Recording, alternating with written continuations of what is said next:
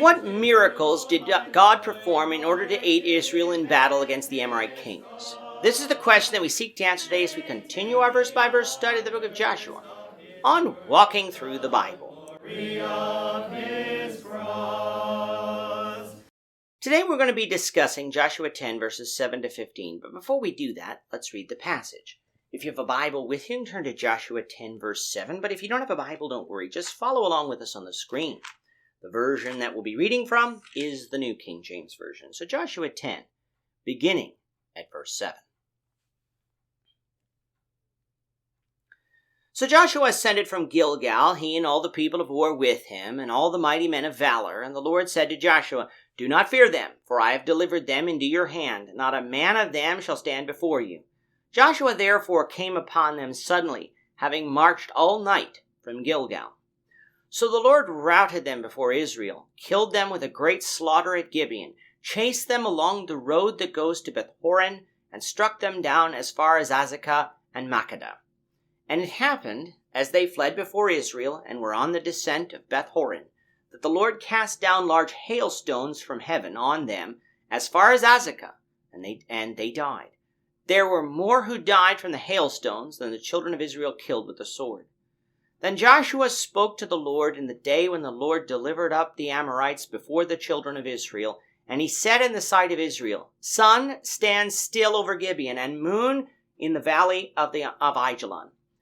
So the sun stood still and the moon stopped, till the people had revenge upon their enemies.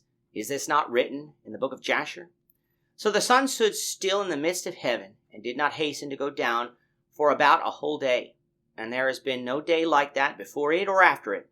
The Lord heeded the voice of a man, for the Lord fought for Israel.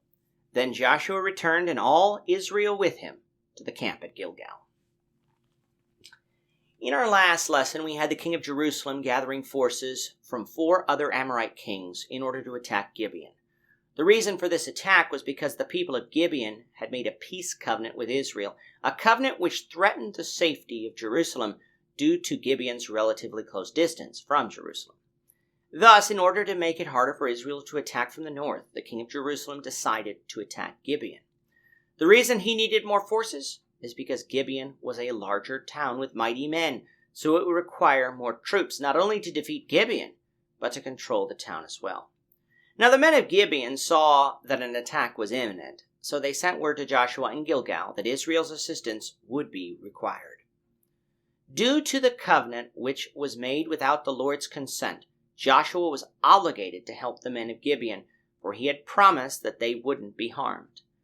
Now, despite the covenant made with Gibeon, which again was made without the Lord's advice, God was going to use the opportunity to further aid Israel in conquering the promised land, for at one time or another, these southern kings would need to be dealt with.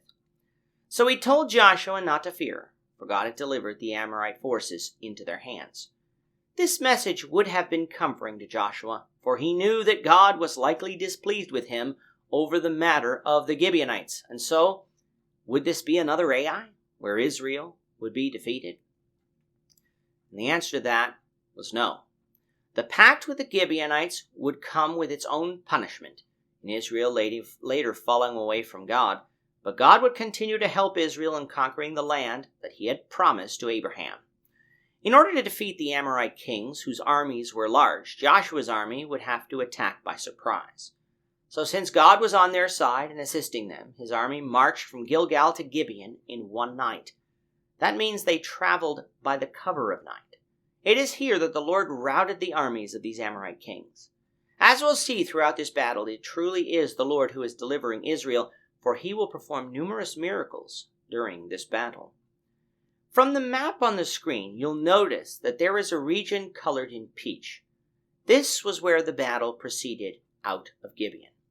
The road that goes from Beth-horon is uphill and leads into the Ajalon Valley, a place where the Amorite armies thought they might have an advantage. But they were wrong, for the Lord sent hailstones down from heaven and killed the men of these armies that were there. Now we've seen the Lord send large hail before, for hail was the 7th plague inflicted upon Egypt in Exodus 9:13-35. It is said that these hailstones in Joshua killed more soldiers than any in Israel did with their swords, which accounts for how come Israel was able to chase these soldiers so far as Azekah and Makkedah, the text says. But there is another reason that Israel was able to advance so far, which relates to the words that Joshua spoke in verse 12, which calls upon the sun to stand still over Gibeon and the moon in the valley of Ajalon. For the sun and the moon to be truly visible in the sky together will depend on what time of the month it is. For instance, the first quarter moon rises at noon and sets at midnight. The third quarter moon rises at midnight and sets at noon, with the other phases of the moon being somewhere in between those times of the day. But just like the sun rises in the east and sets in the west, so does the moon. We get a clue as to what time of the month it is by what Joshua's request was. The sun stands still in Gibeon, and the moon in the valley of Ajalon. From our map, we know that the valley of Ajalon is west of Gibeon, and so for the moon to be visible in the day sky west of Gibeon, that must mean we're somewhere in between the third quarter phase of the moon and the new moon, probably closer to the third quarter phase, because Joshua is most likely from the passage to have uttered these words sometime in the morning. Now, before getting to the miracle itself, why did Joshua make this request? Well, because Israel was advancing and succeeding in battle so much that if they were stopped by night, it might have given the Amorite armies time to regroup and produce a counterattack. In other words, Joshua wanted to completely destroy these armies now and not have the battle wage on through many days. Next, what was Joshua asking for? In reality, what he was asking for was a lengthening of the day. As long as the sun was visible in the sky, it would be day, and they would be able to continue to fight. Only the Lord would be able to do this, so simply Joshua uttering these words didn't make it so. Now to the miracle itself. First, the words spoken by Joshua do not prove that the Bible asserts that the sun revolves around the earth. They are words spoken from our perspective. Go look at the weather report, and what do you often see among the data? Sunset and sunrise times. Do we accuse meteorologists of believing the sun revolves around the earth? No. Then let's not accuse the Bible of teaching such either. Second, in order for the sun to appear to stop in our sky, what would that mean? It would mean that the earth would have to stop rotating on its axis, and for the moon to stop orbiting the earth in order for the moon to stop in the sky. Watch a YouTube video on what would happen if this suddenly happened, and scientists would tell you the results would be catastrophic. Think of you driving down the highway with your seatbelt on about 200 kilometers per hour and suddenly crashing into the wall. That is why people want to say that this couldn't have possibly happened. But let's remember, if this happened, and I believe it did because I believe in the accuracy of the Bible, then it didn't happen by natural means. The God who made this universe is the one who controls it. If he wanted to stop the Earth's rotation, he could do it without all of the dreadful consequences. Take God out of the picture, and yes, total disaster. But put God in the middle of things, as this chapter says he was, and now you have a different story. In truth, I don't know what God did here to lengthen the day, but from Joshua's perspective, the sun stood still and the day was lengthened. The text says that there was no day before it or after it where the Lord heeded the voice of a man in this regard. Now there are some who like to quibble over 2 Kings 20 verse 11 where God moved back the shadow of the sun at Isaiah's request, but that just goes to show you that the writer of the book of Joshua lived long before that and completed the book long before the events of the book of 2 Kings. The Bible is a collection of 66 books written over a period of about 1,500 years. It is contained in one volume, but it wasn't all completed at the same time. That's why the statement in Joshua is not a contradiction to that in 2 Kings. What then about the book of Jasher? It is a book that the people in the days of Joshua knew about, but we don't have. It doesn't appear to have been inspired because it wasn't included in the Old Testament by the Hebrews.